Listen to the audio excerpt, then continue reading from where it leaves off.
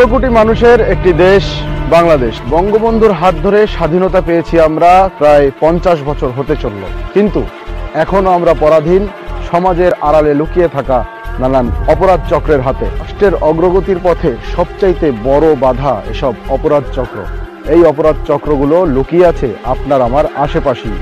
দুর্নীতি, মাদক, সন্ত্রাস সহ সকল অপরাধের বিরুদ্ধে অনুসন্ধান চালিয়ে যাচ্ছে অগ্রযাত্রার এন্টি ক্রাইম ইউনিট। আমাদের অনুসন্ধানগুলো আমরা তুলে ধরতে চাই আপনাদের কাছে, তুলে ধরতে চাই সকল অপরাধের অদ্যপান্ত।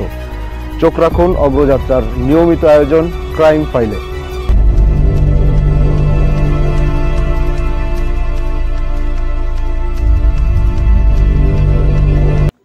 অনুসন্ধানমূলক জাতীয় পত্রিকা অগ্রযাত্রার বিশেষ নিবেদন ক্রাইম ফাইলের ১৬তম পর্বে আপনাদের সকলকে স্বাগতম জানাচ্ছি। আমি মেহেদি হাসান অর্ণব।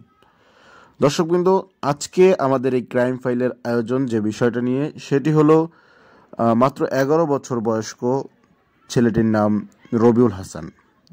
১১ই ডিসেম্বর ২০২০ তারিখ সন্ধ্যায় অকারণেই তাকে সেখানকার স্থানীয় একটি পুলিশ ফাঁড়ি, যেটিকে এপিজেড পুলিশ ফাঁড়ি বলা হয়, সেই এপিজেড পুলিশ ফাঁড়ির একজন এএসআই, যার নাম এএসআই অশোক, তাকে অকারণেই বাড়ি মারে পায়ে, এবং সেই পায়ে বাড়ি মারার ফলে তার পাটি ভেঙে যায় এবং এখন বর্তমানে সে পঙ্গু প্রায়। আপনারা রবিউল হাসানের এক্সরে রিপোর্টটি দেখতে পাচ্ছেন। মূলত তাকে বাড়ি মারার ফলে পায়ের উরুর দিকের হাড্ডি ভেঙে যায় এবং সে যখন মাটিতে পড়ে যাওয়ার পর তাকে আবারও মাটি থেকে ওঠানো হয় এবং উঠিয়ে জোর করে সোজা করে দাঁড়াতে বলা হয়। যখন তাকে জোর করে সোজা করে দাঁড়া করা হয়, তখন তার পায়ের হাড্ডি যেটি প্রথমেই ভেঙে গিয়েছিল, সেটি একটি ভেঙে আরেকটির ওপরে এভাবেই উঠে যায়। আমি এই মুহূর্তে আছি কুমিল্লা জেলায়, এবং কুমিল্লা জেলার সদর দক্ষিণ থানা এলাকার তারাপাইয়া নামক একটি সড়কে। মূলত যে উদ্দেশ্যে আজকে এই ভিডিওটি তৈরি করছি সেটি হলো, গত ১১ই ডিসেম্বর এই জায়গাটাতে, আমি এখন যে জায়গাটাতে দাঁড়িয়ে আছি, ১১ ডিসেম্বর সন্ধ্যার খানিকটা আগে আমাদের এই ভিডিওটা আপনারা দেখতে পারবেন। একটি শিশু, তার বয়স প্রায় ১১ বছরের মতন। সেই শিশুটি এখানে বসে চিপস খাচ্ছিল, তার সাথে আরও ২-৩ জন বাচ্চা ছিল। এই অবস্থায় হঠাৎ এখানে স্থানীয় ইপিজেড ফাঁড়ি নামে একটি পুলিশ ফাঁড়ি আছে, যেটি সদর দক্ষিণ থানার আওতায়। সেই ইপিজেড পুলিশ ফাঁড়ির কিছু পুলিশ সদস্য হঠাৎ এখানে আসে এবং আসার পরে তারা সেই বাচ্চাদেরকে অকারণে ধাওয়া দেয়। ধাওয়া দেওয়ার এক পর্যায়ে দুটো বাচ্চা পালিয়ে যেতে পারলেও ভয় পেয়ে একটি বাচ্চা কিন্তু পালাতে পারেনি, সে তাকে ধরে ফেলে এবং ধরে অকারণেই শুরুতেই ওই যে টহল দলটি ছিল পুলিশের, সেই টহল দলটির একজন সদস্য এএসআই অশোক, যার নাম আমরা জানতে পেরেছি, সেই অশোক তাকে লাঠি দিয়ে তার পায়ের বা উরুতে খুব জোরে বাড়ি মারার ফলে তার পা শুরুতেই ভেঙে যায়। এবং আমি দেখাতে চাচ্ছি, একটু আমার যিনি ক্যামেরা পার্সন আছেন তাকে একটু বলবো যে এই যে জায়গাটা কর্দমাক্ত জায়গা, বাড়ি খেয়ে তিনি এই কাদার মধ্যে পড়ে যান, এই কাদার মধ্যে পড়ে যান এবং সেই কাদা থেকে ওই পুলিশ সদস্যরাই আবার তাকে টেনে তুলে আছাড় মারে, মাটিতে তুলে আবার আছাড় মারে। ওই আছাড়ের ফলে যেটা হয়, আমরা আপনাদেরকে এই ভিডিওতেই দেখাবো যে তার পায়ের উরুর হাড্ডি ভেঙে একটি হাড্ডি আরেকটি হাড্ডির উপরে উঠে যায়। এবং এরপর ওই পুলিশ সদস্যরা অকারণে মেরে এভাবে পা ভেঙে দিয়ে তারা এখানেই বাচ্চাটাকে ফেলে প্রথমে বাচ্চার গার্ডিয়ানকে খোঁজ করে নাম্বার সংগ্রহ করে ফোন করে বলে যে আপনাদের বাচ্চা এখানে অ্যাক্সিডেন্ট করে পড়ে আছে, নিয়ে যান। এ কথা বলে তারা ওই বাচ্চাটাকে এখানেই ফেলে চলে যায়। তো ঘটনার প্রায় ২২ দিন হতে চললো। এর মধ্যে ওই বাচ্চাটাকে হাসপাতালে ভর্তি করাতে হয়েছে এবং ইতোমধ্যে ওই বাচ্চাটা পঙ্গু প্রায় হয়ে গেছে, শিগগিরই তার অপারেশন করাতে হবে। ইতোমধ্যে তার পরিবার খুবই দরিদ্র। তো আমরা ওই বাচ্চার পরিবারেরই একজন, সেই বাচ্চাটির যে নানা আছে তার সাথে একটু কথা বলবো এবং জানতে চাইবো ওই দিনের ঘটনা সম্পর্কে বিস্তারিত। শুরুতে একটু তার সাথে পরিচিত হয়ে নি, আপনার নামটা একটু বলেন। আব্দুল সাত্তার আমার নাম। আচ্ছা, যাকে মেরেছে সে আপনার কি হয়? আমার নাতি। হ্যাঁ, আমার নাতি। নাম কি আপনার নাতির? আমার নাতি রবিউল হাসান। রবিউল হাসান। জি। তো আসলে ঘটনাটা হয়েছিল কি একটু সংক্ষেপে? ঘটনাটা এনে পুলিশ এমন সময় আইসে আইয়ে দেহে তারারে কখন কোন সময়? সন্ধ্যে 7টার সময় আচ্ছা। তলে আইসে দেহে তারা দেখে বাস মারছে বাড়ি ডাক দিছে আর দুজন দমুর দিছে আর দুজন দাঁড়িয়ে আসছিল তো দাঁড়িয়ে আসছিল বা মারছে বাড়ির লোকে ফাড়া ভেঙে গেছে নিচে পড়ে গেছে আর এন থেকে টাইনে তুলছে হ্যাঁ ছুটছে টাইনে তুললে তারপরে এনে এমনি ঠেকনা দিয়ে বয়সে দেন ফাঁড়া একটার উপর একটা উঠে। আপনারা এই খবর কখন পেলেন যে আপনাদের নাতি ডিউটি করি এনে কিসে ডিউটি? এনে নাইট গার্ড ডিউটি করি, নাইট গার্ড মশার কয়েল ফ্যাক্টরি। আচ্ছা। এর ফ্যাক্টরি হইতাছে, এনে ডিউটি করতেছি। আপনি খবর পাইলেন কি?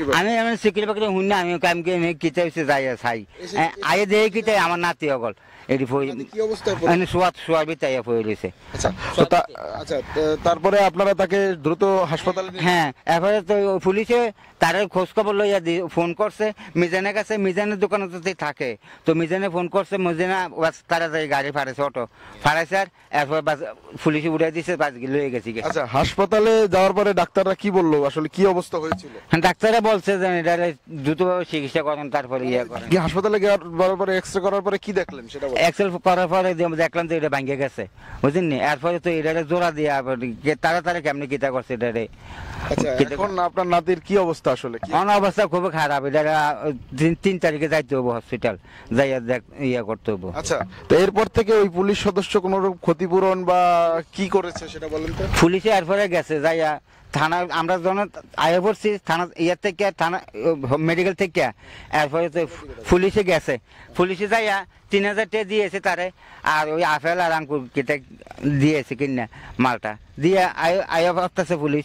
পরে আমার টেয়া লাগতো না, আমার টেয়া নেগেন। হ্যাঁ, আপনি ফাঁড়া বাড়ি দিয়ে ভেঙে গেছেন, আবার আমার টেয়া দিতে নাইছেন।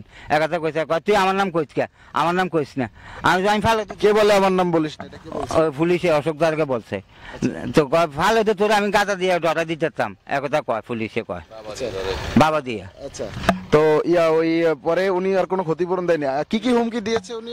কইছে যদি আমার কথা বলস তো থাক, গুলি করে মাইরালাম বাড়ি থেকে নিয়ে, বুঝলেন, একথা কইছে পুলিশ। এরপর তো ডরে কিছু কইছে না। আপনারা কোথাও কোনো ধরনের বিচার চাননি বা স্থানীয় জনপ্রতিনিধি যে আছে, কাউন্সিলর, এদেরকে জানাননি? হ্যাঁ, কাউন্সিলরে জানাছি, কাউন্সিলরে জানানোর পরে দিয়ে কাউন্সিলরটা আইছে, পুলিশে গেছে না, পুলিশে গেছে না কাউন্সিলের কাছে, বুঝলি। এরপরে পুলিশে কয় আমি যাবো না তোমার কাছে। হ্যাঁ, আপনার পুলিশের ঊর্ধ্বতন কর্মকর্তাদের জানাননি? হ্যাঁ জানাছি, তারা পুলিশ থানাত গেছি, আমরা এপিসি ফাঁড়িত গেছি, যাওয়ার পরে দিয়ে হ্যাঁ গেছি বাইরে টলে গেছি এবার নাইট ডিউটি করতে গেছে, বলে ডিউটি করে। হ্যাঁ, তারপর পুলিশকে আমরা জানাইছি, মোবাইলে রেকর্ড করে দিছে, মোবাইল নিয়ে জানাইছি পুলিশকে। ভুক্তভোগীদের অভিযোগের প্রেক্ষিতে অগ্রযাত্রার পক্ষ থেকে বিষয়টি চট্টগ্রাম রেঞ্জ পুলিশের ডিআইজি কার্যালয়ে অবগত করা হয় এবং সেখান থেকে কুমিল্লা জেলা পুলিশের একজন অতিরিক্ত পুলিশ সুপারকে বিষয়টি দ্রুত তদন্তের দায়িত্ব দেওয়া হয় এবং তার নির্দেশে সদর দক্ষিণ থানার ওসি দেবাশিস চৌধুরী ঘটনাস্থল পরিদর্শন করেন এবং ঘটনার পুঙ্খানুপুঙ্খানু বিবরণ তিনি নেন এবং তদন্ত করেন। সাথে অভিযুক্ত পুলিশ কর্মকর্তা এসআই অশোকও ছিলেন। তো সদর দক্ষিণ থানার ওসি দেবাশিস চৌধুরী আহত ওই ছেলেটির বাড়ি যান এবং তার চিকিৎসার খোঁজ খবর নেন, তার সার্বিক খোঁজ খবর নেন এবং তিনি নিজ চোখে সবকিছু জানেন এবং খুব দুঃখ প্রকাশ করেন।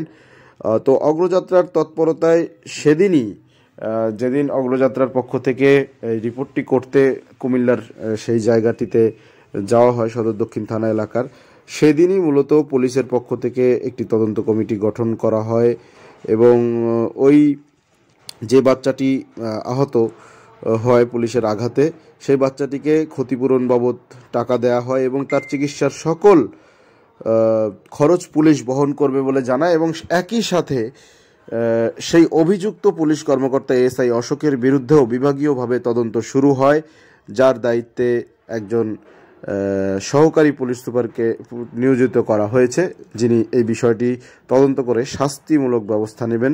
এবং সেই দিনই, যেদিন অগ্রযাত্রার প্রতিবেদনটি প্রকাশিত হয়, সেদিনই মূলত ক্ষতিগ্রস্ত পরিবারটিকে ক্ষতিপূরণ বাবদ কিছু টাকা দেয়া হয়।